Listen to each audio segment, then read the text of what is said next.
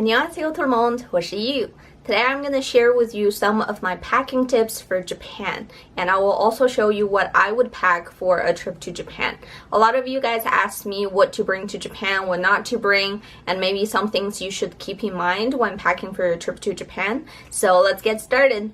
The first thing I want to tell you guys, and probably the most important tip that I have, is to pack as lightly as you possibly can. If you're coming here to Japan for a short amount of time, bring only 1 week worth of outfits no matter how many days you're going to be here. You can always do laundry at your Airbnb or hotels. A lot of them have laundry facilities these days, and it might also be something that you want to look into when booking your accommodation.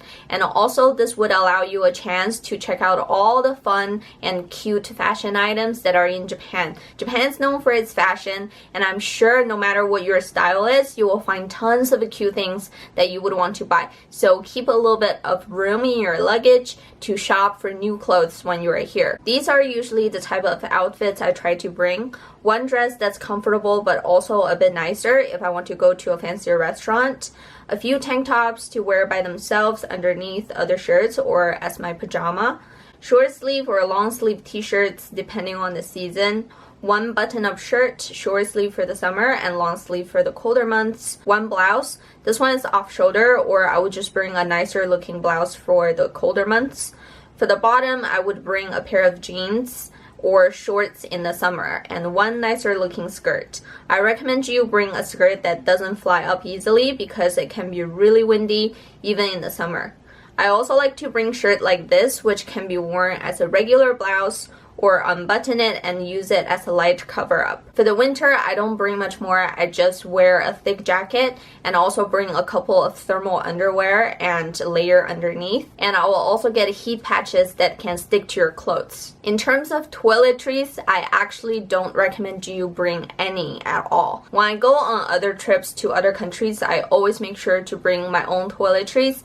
However, for Japan, I highly recommend you to pack only the bare minimum if you absolutely want to. Japanese cosmetic products are really good, and you can easily find them in places like convenience stores that are open 24/7. So you don't even have to worry about looking for a shop that sells them in the middle of the night. If you can find a Family Mart, they actually even have a Muji section that sell Muji skincare and makeup, and those are really great as well. This will also allow you to sample some of the products that might interest you and see if you like it. You can just buy the sample sizes when you're here, and right before you go back home, you can just decide which one you like the most and buy the full size of it to bring back. For those of you who still want to bring your own, pack sample sizes and multifunctional products like this eyeliner that has gel liquid eyeliners and an eyeshadow all-in-one, and a blush that can double up as lipstick, and I also always use concealer as my foundation.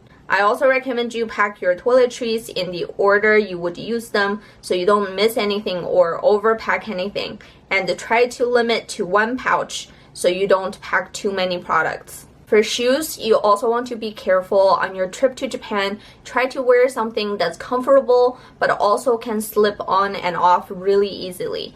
A lot of the Japanese housing or Japanese Airbnb that you might stay at, you will have to take off your shoes when you go in and out. So it would be a hassle if you have to tie your shoes every time you take it on and off. And also there are touristy spots that have areas you have to take your shoes to go into. I usually wear slip-on shoes that has a low chunky heel so I can dress up or down depending on my outfit, and I tend to feel more comfortable when my shoes aren't completely flat. And for the winter, I always wear booties that I can take off easily. For electronic items, I highly recommend you bring a portable charger for your phone. There's Wi-Fi almost everywhere in subway and train stations, and also cafes and many touristy spots.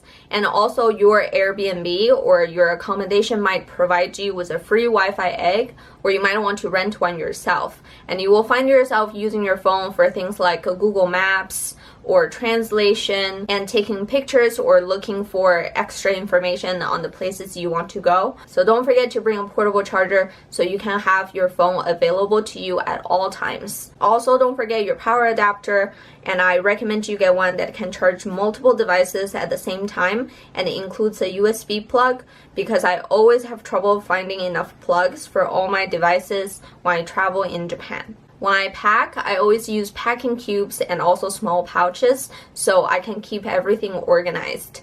This way you can also use the packing cubes on your way back to put dirty laundry, so then once you get home you can just dump everything in the washing machine and do a load of laundry. Also, I always pack a foldable bag or backpack.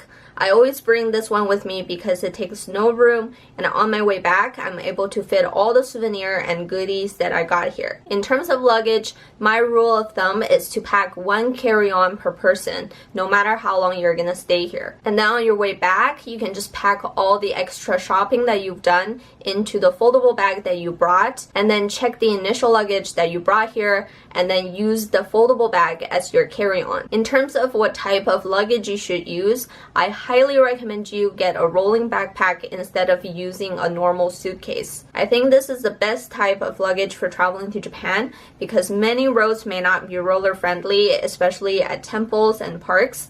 Then you can just carry it as a backpack, and then when the road is smooth, you can roll it easily. It's also much easier to carry around on public transportation, and it can fit easily into coin lockers when you need to use them. So these are some of the tips I have for packing for Japan. Many of these tips you can also use it for other trips, but there are a few things that may be a little bit different than your trip to other countries. I hope you found this video interesting and helpful. If you have any questions, leave them in the comment section below and I'll make sure to answer them. Don't forget to subscribe to my channel to see more from me in the future, and I'll see you next time. Bye!